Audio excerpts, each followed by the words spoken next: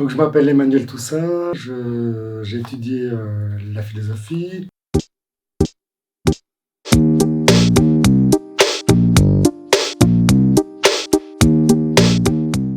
Donc, 4 ans ici en philosophie, donc 2 années de candidature, 2 années de licence, et puis j'ai fait 1 année en éthique économique et sociale, c'est un diplôme complémentaire, en même temps l'agrégation, et j'ai suivi les cours du soir en sciences religieuses. Et là j'ai fait 1 année aussi à l'Institut du développement ici à Louvain-la-Neuve comme élève libre. Et j'ai étudié un peu le grec aussi en élève libre. Déjà, d'abord j'ai créé une association avec des anciens philosophes qui avaient pour but de promouvoir la philosophie pour les enfants et animer des discussions philosophiques avec des adolescents essentiellement et des jeunes adultes. Et ça, on a créé notre association et on a mené toute une série d'animations et ça a duré 1 année plus ou moins. Et puis je me suis découvert aussi des qualités en tant qu'enseignant et en tant que pédagogue. Alors j'ai postulé dans l'enseignement et j'étais engagé assez vite et j'ai enseigné pendant 11 ans. J'ai d'abord été engagé pour enseigner dans le secondaire inférieur, des cours de religion, donc en 1, 2, 3. Et puis très vite, au fil des années, j'ai pu enseigner en 4e, 5e, 6e secondaire, aussi des cours de religion. C'est dans ce cadre-là d'ailleurs que j'ai étudié les sciences religieuses en cours du soir à Bruxelles. J'ai aussi rapidement pu donner un cours de philosophie en 6e secondaire, au 3e degré, parce qu'il y avait, c'était une école où il y avait un cours de philosophie qui était organisé. Et alors j'ai donné un cours de géographie en 5e secondaire. Voilà, ça c'était un intérêt personnel aussi, une discussion avec la direction pour que je puisse donner autre chose que de la religion. Et c'est dans ce cadre-là que j'étais élève libre aussi à l'Institut du développement à Louvain-la-Neuve. Et ensuite, j'ai fait un détachement pédagogique dans une ONG, et une organisation de jeunesse. Donc les organisations de jeunesse peuvent engager des détachés pédagogiques pour des contrats, pour des missions de courte durée. En général, à ce moment-là, c'était 2 ans. Maintenant, les missions sont souvent de 3 ans. Il fallait avoir moins de 40 ans pour pouvoir faire une mission. Donc moi, là, je l'ai fait quand j'avais environ 35 ans.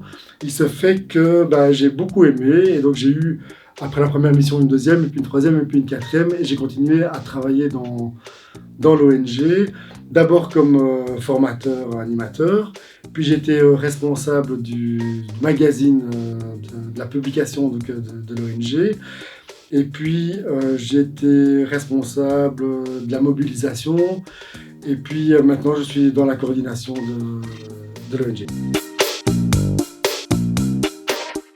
Voilà, donc je travaille au SCI, dans la branche belge du SCI, qui est une organisation internationale. Et SCI, ça signifie Service Civil International.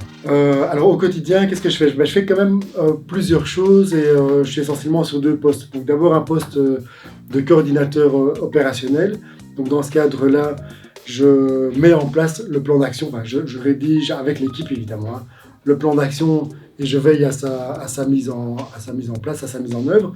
Je m'occupe aussi de l'évaluation des activités et alors de la défense après des dossiers auprès du ministère, des 2 ministères, puisqu'on a 2 subsides importants. Petite précision, c'est assez intéressant d'avoir étudié la philosophie et de continuer à lire les philosophes dans le cadre de la rédaction des dossiers et la défense des programmes, parce que, évidemment, tous les programmes et les programmes éducatifs ou les programmes de développement qu'on propose doivent être justifiés, argumentés, doivent avoir une base solide, et il y a pas mal de philosophes qui peuvent être des sources pour cela.